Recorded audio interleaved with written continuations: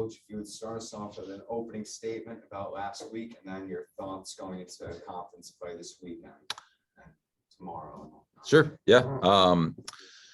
Yeah. I feel like we're kind of back and forth on the win-loss thing right now. And that's kind of played out from kind of our record right now. But we've had some tough ones from player standpoint, as far as just some injuries, trying to figure out the lineup, and just kind of doing some other stuff. So I think we're somebody here. Yeah. If you guys would mute yourselves, please. So, thanks. Sorry about that. No, just I probably at this point, I don't think it's that different. It's that surprising kind of where we're at from a win-loss record. Maybe thought we had, maybe one or two more kind of at this point, but hey man, that's why you play the game. We played some good teams that have having to come in here, and we've lost a couple of tight series last couple weekends. But main thing is we're just trying to get ready for conference play coming up, and make sure we're from a health standpoint, trying to find some guys. And we got one more game before the conference season begins, and looking forward to getting ready to just again, it's like the record just changes a little bit kind of when you get in that moment. It becomes 0-0, you know a little bit more about your team, and it's an exciting year because it's different. It's a 24-game series, and so we'll be rock and roll, ready to go on Friday. Starting up with Stephen F. Austin on Tuesday, what are you kind of looking forward to? What are you kind of looking for out of that game heading into conference play? Yeah, right now the plan, if it goes, if everything feels good, Tyler Stone will start that game. He had his first appearance yesterday after a little, tricep tendonitis or triceps, he was kind of having some trouble with the past weekend when we played Northridge. So hopefully he'll be healthy enough to go get us an inning, and then we'll have to bullpen the game from that standpoint, because we want to have everybody ready. We'll treat this midweek game different than we did last week's, where they were all kind of the same, but staring down the barrel of looking at conference play starting on Friday. We've got to make sure everybody's fresh and ready to go. We talked about that this is the kind of the week where you flip everything to set up everything for the weekend. Are you prepared for that? And did we kind of see that start to develop Saturday maybe? Yeah, I think you did. I think you probably saw it a little bit more on Sunday because the knowing who we had thrown that week. I mean, when you look at how many times guys pitched, whether they recycled back-to-back days and, pitched the third time during the week.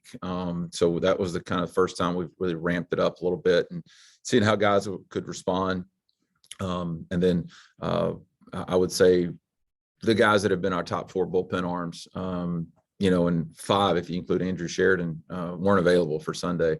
And that was really just in preparation, kind of from a long game standpoint. So, I think that's kind of begun, probably started more so Sunday than it did this week. But this is what you've been working for, and and this is an exciting time of the year. I noticed Koji had a cast on his wrist yesterday. Who's that? Koji. Okay, yeah. Is there? It wasn't a cast. I think it was more. Kind of a brace. Yeah, that was a brace. He kind of had thumb injury. That had. I don't know specifically what the initial was. We just knew it was a bit of a. It was kind of a nagging problem. And then of all things, he's playing second base in pregame defense. Catches a ball and he feels a pop in his thumb. So I know he's going to see the doctor. I think he's getting some image work done today, and so we'll kind of see where he's at on that. And I mean, I hate it. I hate it for the guys. We've had so many just and it's not something you could necessarily be. There's not really a preventative thing for a thumb or just some things that have kind of happened, because our guys do a great job, but of their preparation things, and but they keep coming back. They keep coming back, and hopefully it'll be good news for Antonio with that. But while you lose, a couple guys, you do get Josh back this week. How did you think he performed in this? I thought he got more comfortable the more times he was out there, which was really the kind of the plan with that. His first at bat looked like his first at bat facing live pitching. So, but you can see him pick up with the speed of the game really, really quickly. He's a good defender over there. He's a great baseball player. And then now, where does he fit in? How does the rest of the team? I can't tell you that just exactly yet, but I know I think there's a high probability of him somewhere being on the field for sure. We talked about earlier in the year, we talked about you being lefty dominant offensively. Now you got him, Josh, you've gotten both your catchers are going. Do you feel kind of a better balance now about it as we get in? Yeah, I think it's a deal where we can at least split the left-handers up. I think you can give different looks. I think the way we've done it recently, it's been either 6 left-handers and 3 right-handers, and you split it up 2 and 1.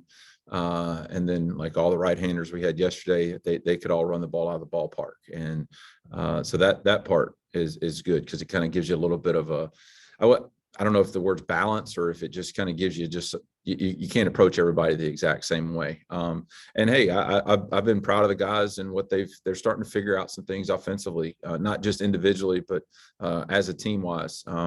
Just looking at, and you can see how they're starting to affect the other team with the running game. You can see the guys have done a good job with that. And I think that's going to continue to be a part of our identity offensively. Again, with some other things, because we're starting to show we can pile up some hits and do a few other things as well. We talked about that earlier in the year about the running game being kind of a key to this team compared to last year's team, which had power in that. Do you see that as kind of your in the tops and nationally in stolen bases, you lead the conference? You see that as this team's identity moving forward? I would say that's probably going to be part of it, but I still say it goes back to on base percentage. I think that becomes from a pressurized standpoint. And I say that because we probably play in the most unique ballpark in our conference, and we'll have 4 home conference series with that. And the reason I say it's unique, just the fact that it played like 3 different ballparks this past weekend with the way the wind blows, and that's just being in Lake Charles, and that's just being in our ballpark, and our guys have kind of learned how to how to pitch in a certain way, how to hit a certain way, kind of game plan. You look at that, what your capability, what your individual skill set is, what you can do as a team, what the pitcher presents. So I think that's going to play an advantage for us kind of going forward at home, especially our guys being familiar with that.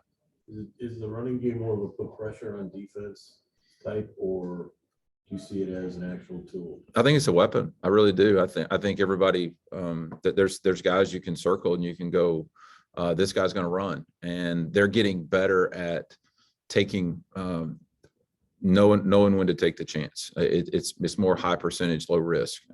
It's less just go. Now, have we had some of those moments? Did we have some of those this weekend? Absolutely.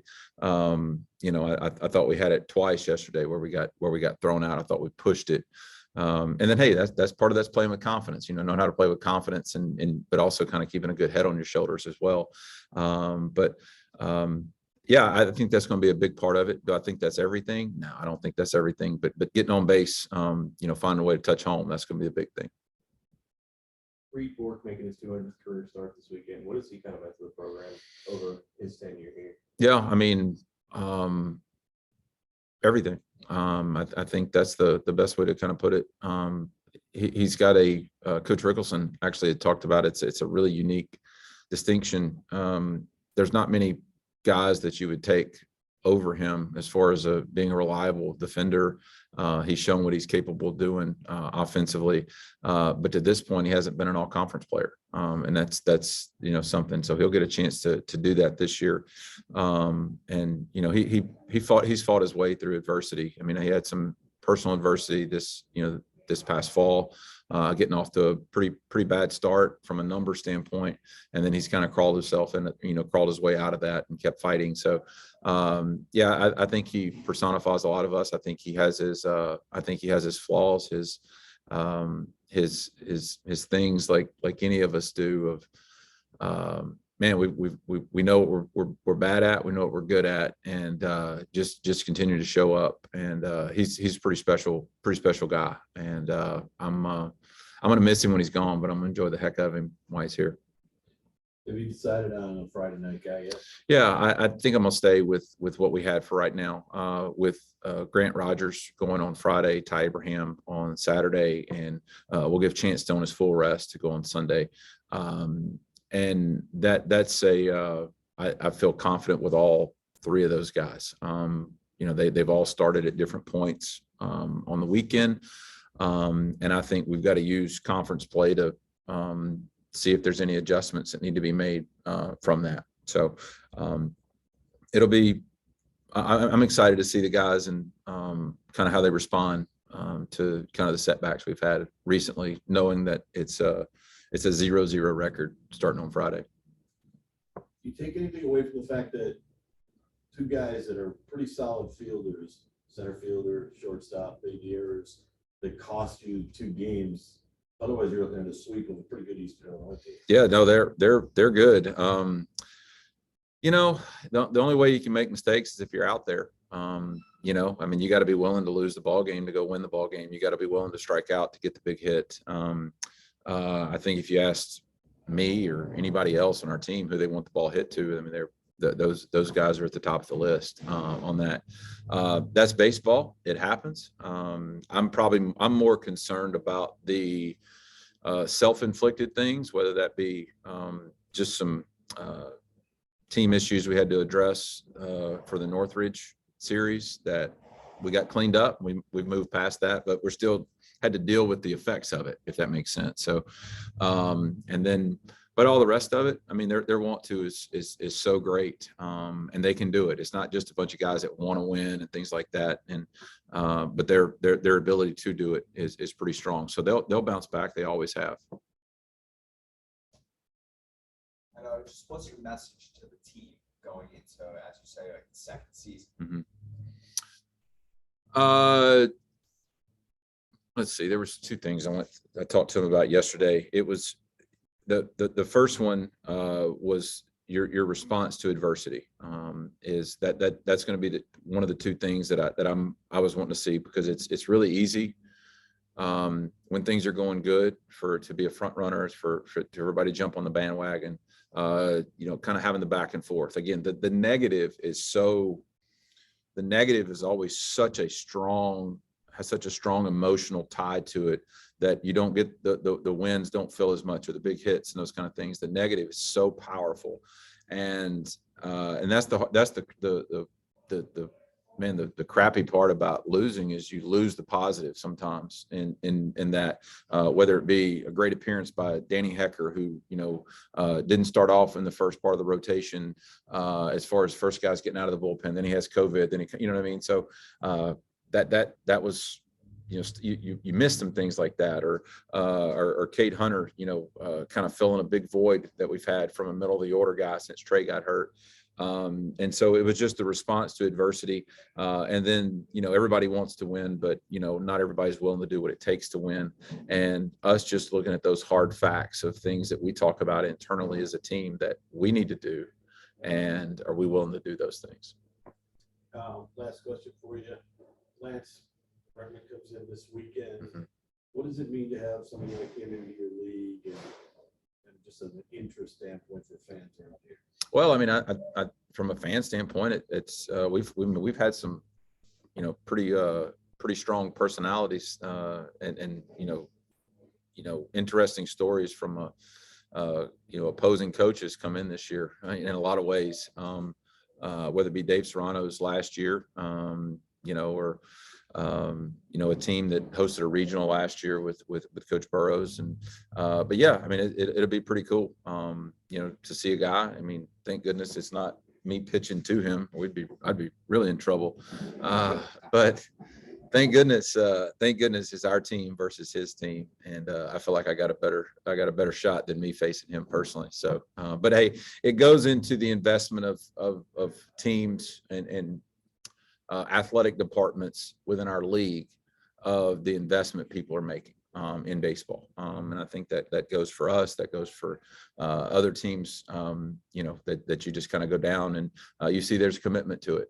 You see that on the school board, you see that in facilities. And so it'll be, hey, if that's what brings the people in, then let's go.